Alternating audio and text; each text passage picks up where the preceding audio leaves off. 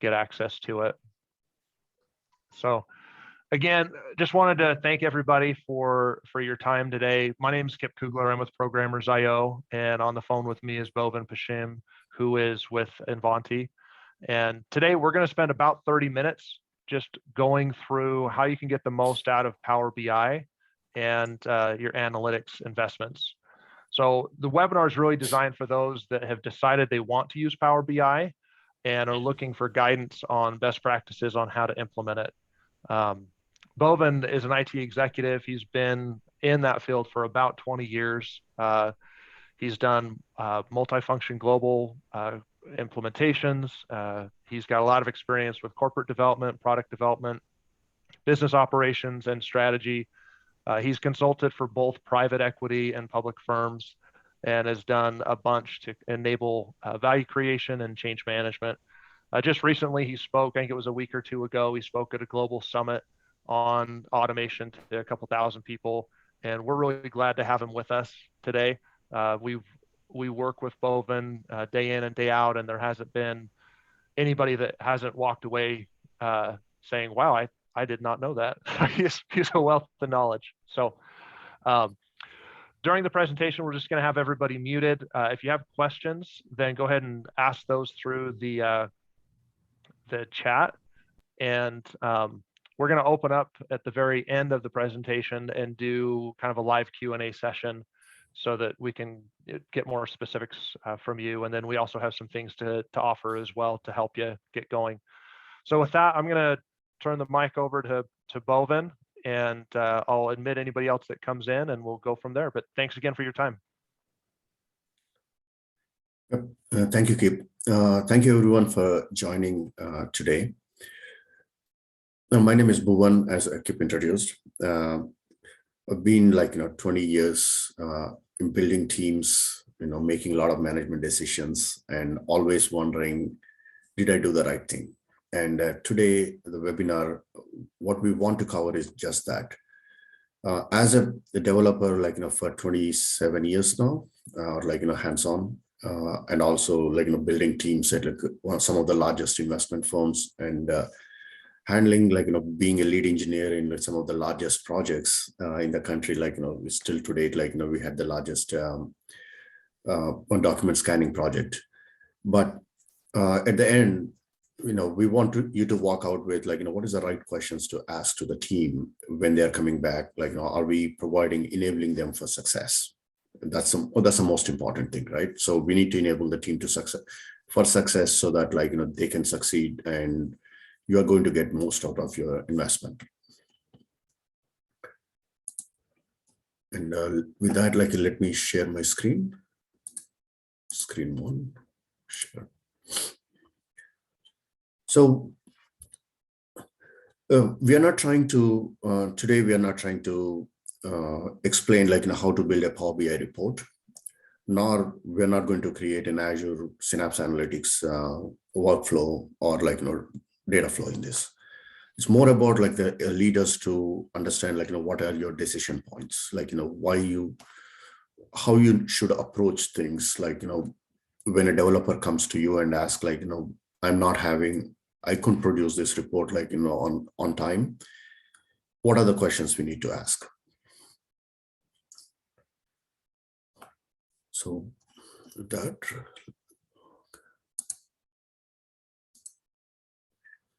So I work with Invanti, and we work as solution architects, and works day in and day out with Programmers.io on various projects. And our team is primarily solution engineers who comes in and do the exploration part, and assessment, and gives you the solution, makes it this is the way you should go at the beginning of the projects. That's kind of our primary responsibility. And we are Microsoft Gold partners, both Programmers.io and Invanti are Microsoft Gold partners in analytics.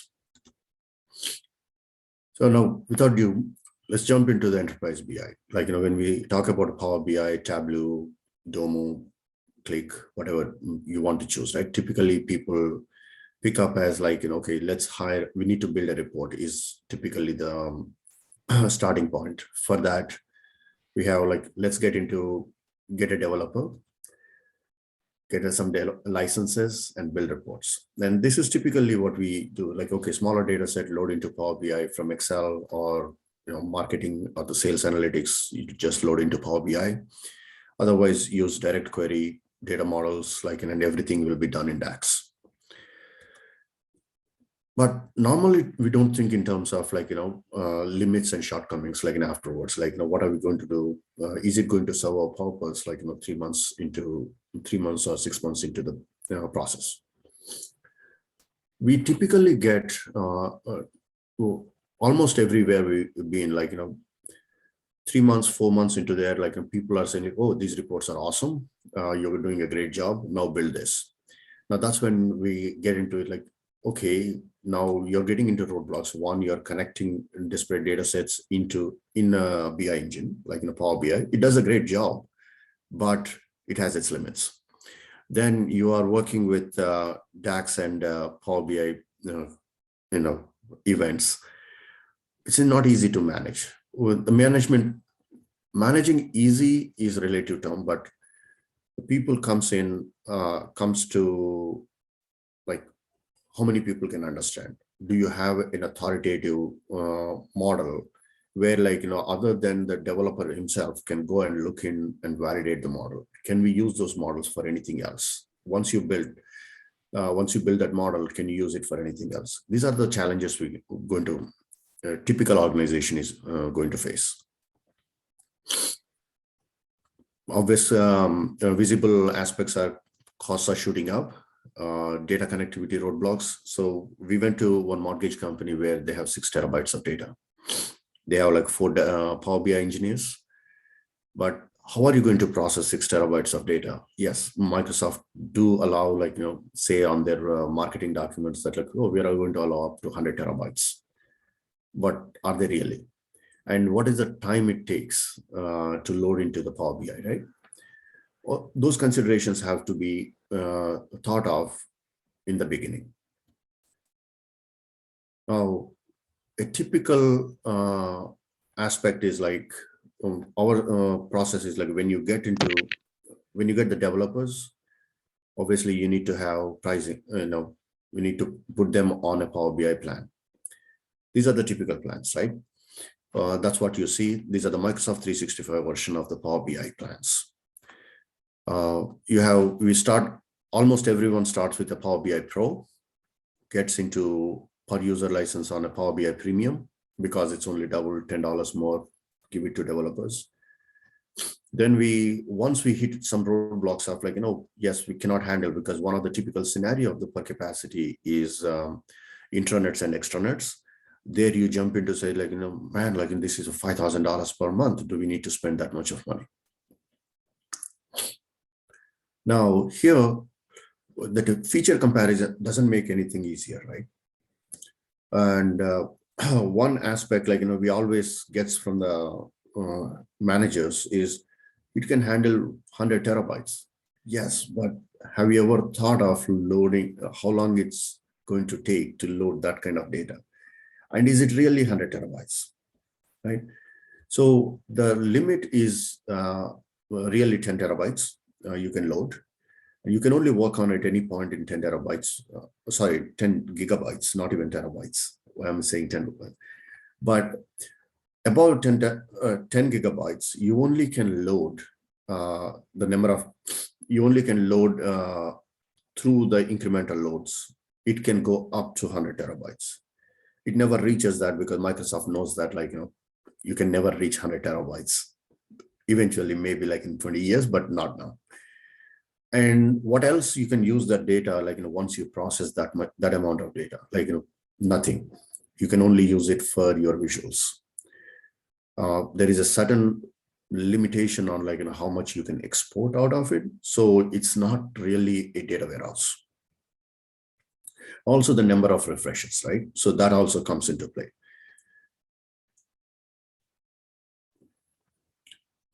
Now, from the developer perspective, we have one of the challenges comes is it depends on what plan you are in. So in a Power BI, if you if we take a step back, like, you hired a Power BI developer and ask, like, how do you build a dashboard? This is their view. So if we have all the disparate data sets, data sources, you connect them to data sets, put in reports, and then put it in dashboards. Now, these data sets, your data sources, you're connecting like, one by one, and you're at the mercy of performance and the structure of those independent data sources. And on the other side, we are looking at other side, like the data sets, like, you have direct query versus load. We have 1 GB load limit, I think, in Pro on a single load. It poses its own challenges, and connecting multiple data sets, like, managing, it's not SSAS, it's not analytic services, it's not Spark, it's not Databricks. We are talking about like loading individual data sets and just merely managing those relationships using Power BI models and processing the data using DAX. It's powerful, but it's very limited. Now, then you basically go in and say, okay, how do we expand this? Then obvious choice is, okay, bump up your subscription to premium.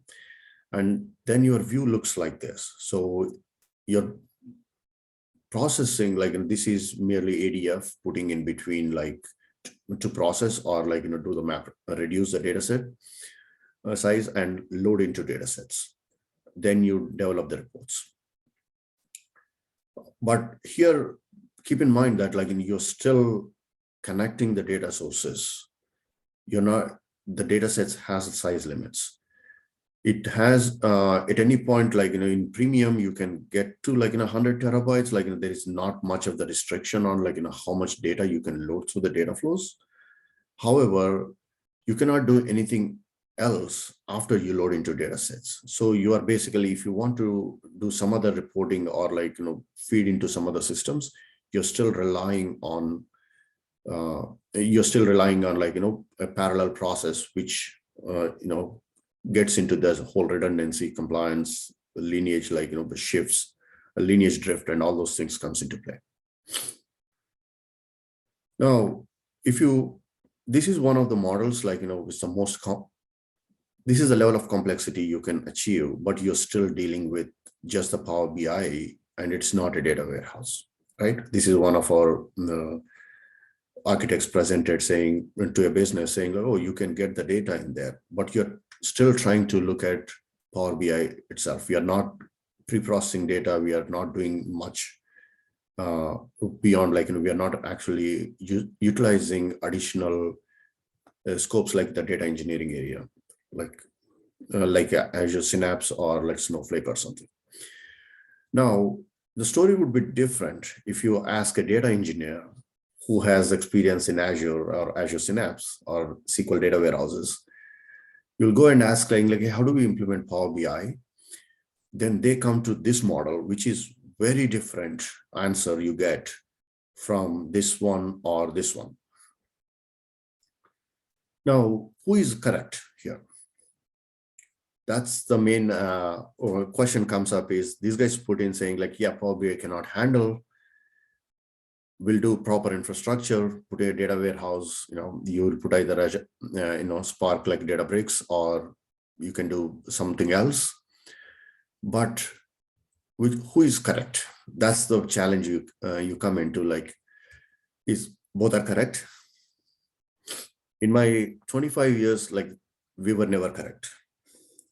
What I meant to say is, somebody always criticizes, right? So it's all depends on your use case and understanding. But I would rather err towards expandable model like this than a fully relying on a single SaaS product like Power BI.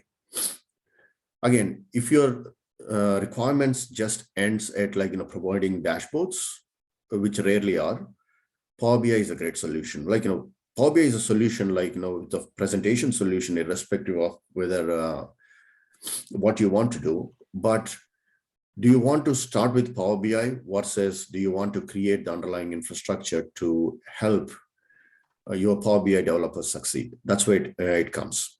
That's where the decision comes in.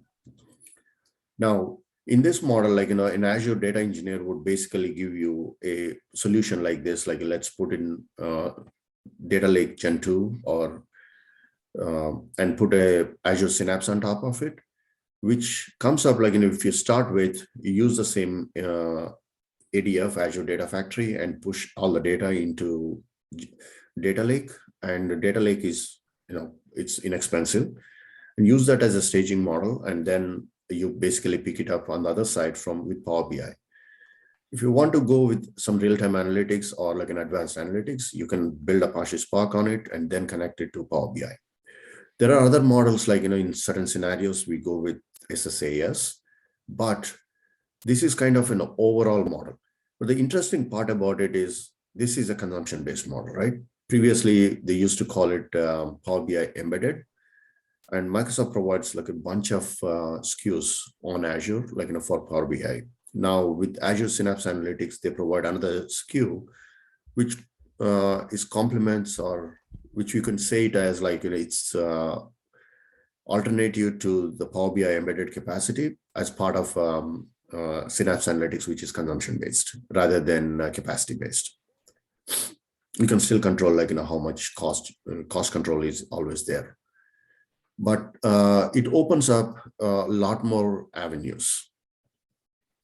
But also one of the tricky parts about this is estimates, how much it costs. There is really no answer to that because you just need to try out, and it's definitely going to be cheaper than your, because it's consumption based, it's going to be only charged for based on your usage.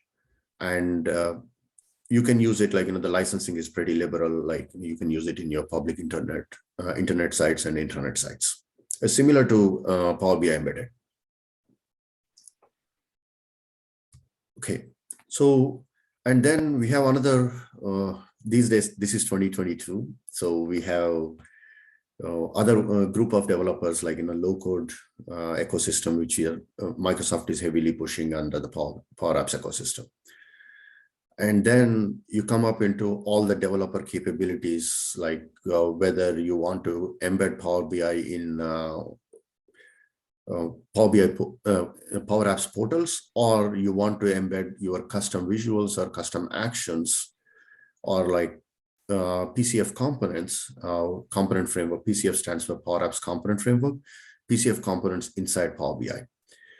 Now, some certain smaller, a scenario there is you have you have a dashboard published, and you see some of the trends going in, and there is an action item there, because the data is cross a critical threshold, a trend crossed a critical threshold, you want to send that information asking questions to somebody, so you can actually put in a PCF component in there or an action and send out a message in Teams, or you take actions right from there. It acts like a portal with some of the buttons, but also Power BI also can be embedded into Power Apps portals. Portals is the fairly new one. New subscription is about $100 per 100,000 hits or something, 100,000 renders or something like that, which is pretty inexpensive. But at the same time, that becomes an intranet or an extranet portal where Power BI can be embedded. But it comes with its own ecosystem, and now Microsoft trying to make Power BI as part of the Power Apps ecosystem. These developers will give you a very different answer from the regular standard Power BI developer versus or the Azure engineer, Azure data engineer. So but as a business leader, you need to think in terms of when you have to look into all these things, you have to start with obviously, what are my use cases? How do I approach this, right? So you're looking at several business use cases. We're not talking about the what dashboards you are publishing, but who is going to, from the user standpoint, or is it for the internal executive dashboards, internal operational reports, external partner customer reports? You have some licensing implication, what model of Power BI you need to go with. And or like, I've seen one beautiful website who embedded Power BI reports, interactive analytics into their public website. It's an expensive thing that they're doing, but it is what it is. But like a regular, if you go with a Power BI Pro or a Premium, definitely you cannot do that. You cannot embed that dashboard in your public website. Then once you have passed the reporting and the dashboards part, like then what do you want to do with that data? You have nice charts, nice trend reports, all those things. But then how do you go to the next step of prescriptive analytics or forecasts, right? Now, Power BI provides conversational AI. To some extent, you can ask questions and on some of the KPIs, but you want to extend that to your customize that enterprise-wide. In general, the data, once you're seeing in the reports, that data is very valuable. The underlying data you can, if properly organized, can be used to expand your business horizons. Like you can do build machine learning models and take the business to the next level. Now, that is a step which is pretty interesting, because if you just jump into the Power BI, when organizational roadmap says like, hey, we need to make use of AI ML, you're starting over again. By carefully planning, you can have one road where you're moving the data, processing it properly, and while the initial use case is just analytics, doing it the right way provides the groundwork for putting in proper AI ML models. Again, each industry has their own use cases there, but in general, we have to think in that way. One of the key considerations, from technical considerations, if you're looking at, is what's your data size, business use cases, and do you have a 10-year roadmap? 10-year roadmap is an interesting, analytics roadmap is an interesting aspect, because when I started in one of the companies as a first developer in 2004, we don't need to think about that far ahead was the situation. They recently called me and asked hey, I'm not understanding this logic. How do I integrate other, new product into this? We're talking about 18 years later. So 10-year roadmap, unknown cases, and the business will have a lot of changes. But what you know and what you see as a future, draw a 10-year roadmap so that it becomes easier for you to make a decision. And the business use cases, as I said, do you want to use this, how do you want to use this data? From the data standpoint, you have to see, not from the report standpoint. What are you going to use this data? What it would be used for, can be used for, not would be used. Now, that's an important aspect, because you don't want to do it twice. It's not, doing twice is not the big issue here, but one team does analytics, put in the AI ML forecast in a different model, it's a different isolated project. And the second team, in the business analytics team, are drawing the dashboards for the management. They need to match. The reconciliation becomes a nightmare. And try to avoid that by just planning it carefully, putting in a data lake or somewhere, where as a staging area where that stage data can be used for both the AML and also your analytics dashboards. That way you are relying on the same logic and you're relying on the same data sources, and you're only doing it once. It would be a lot more efficient. And more on top of it, you won't see differences between the outcomes from business analytics and also on the AIML. So before getting, there is another, now how do you approach it, right? How do you approach it? Do you want to, how do we answer all these questions, and what is the right way to do it? You might have, most likely, you might have already started your journey into business and enterprise analytics, and you might have implemented some dashboards and stuff. But take a step back and look at what are the other opportunities, like, what others have done. The best way to look at, like, what others have been using and get the things like an infrastructure in place without adding to the cost is solution accelerators. Microsoft has, like, Azure, in Azure environment, like they have analytics and AI accelerators, a lot of them. They're adding like almost at a pace of like one a week. And by the time, like, if you look at it next week or there, like, you might find something else. This is only accessible to partners, and most partners would be willing to come and set up a workshop and to choose one of the accelerators, so that a lot of the groundwork is already done and you can just get started pretty quickly. Okay, so one of the key, this one is a customer analytics, one of the example. This is all like, couple of clicks, you actually put in all the required infrastructure in place. And all you have to do is set up the data flows in ADF to push the data into the data lake. The schema and everything is mostly set up.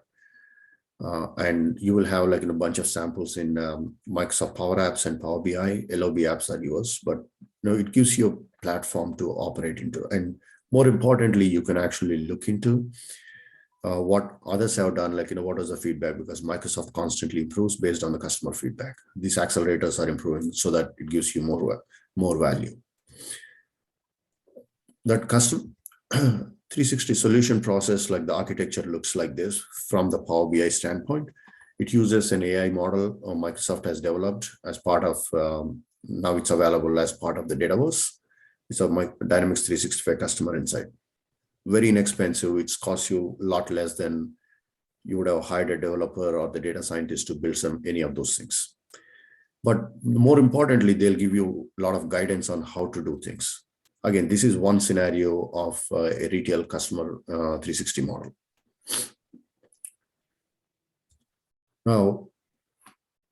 Now, companies like us, we also make a lot of accelerators. So this is one of our accelerator toolkit portfolio for mortgage industry.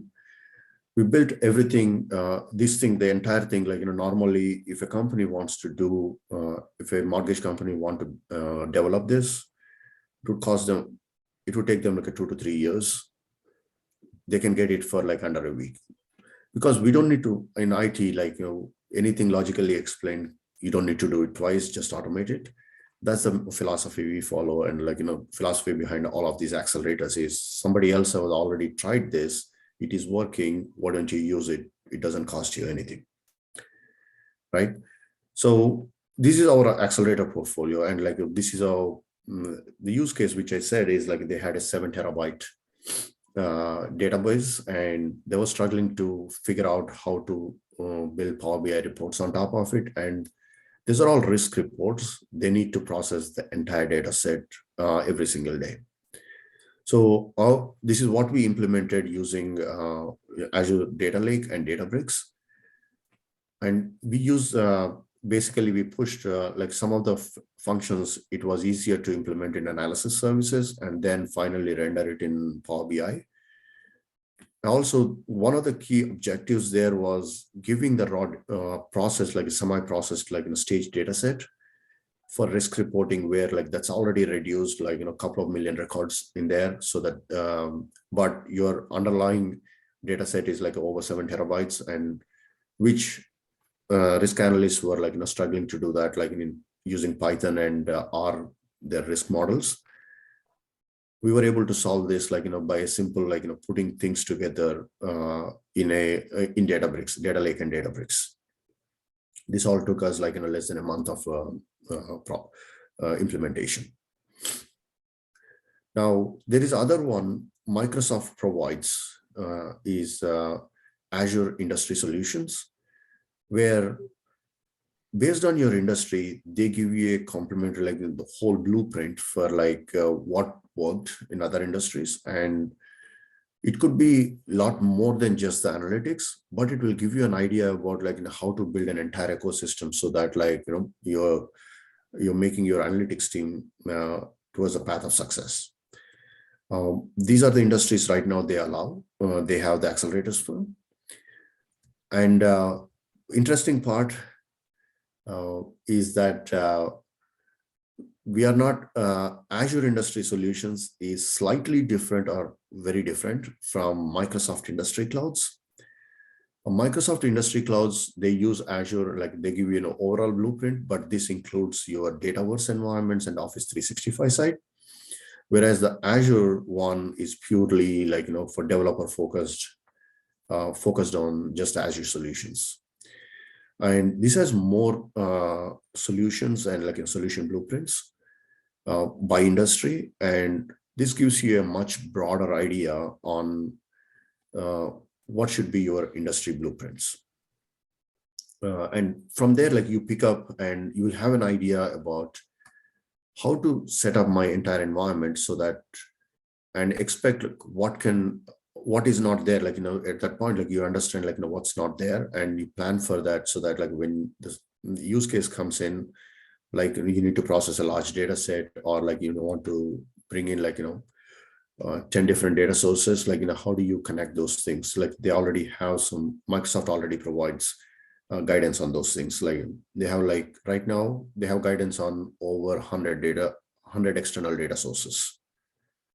It depends on the industry, but various products, various commonly used products like SAP or like Salesforce or Salesforce marketing.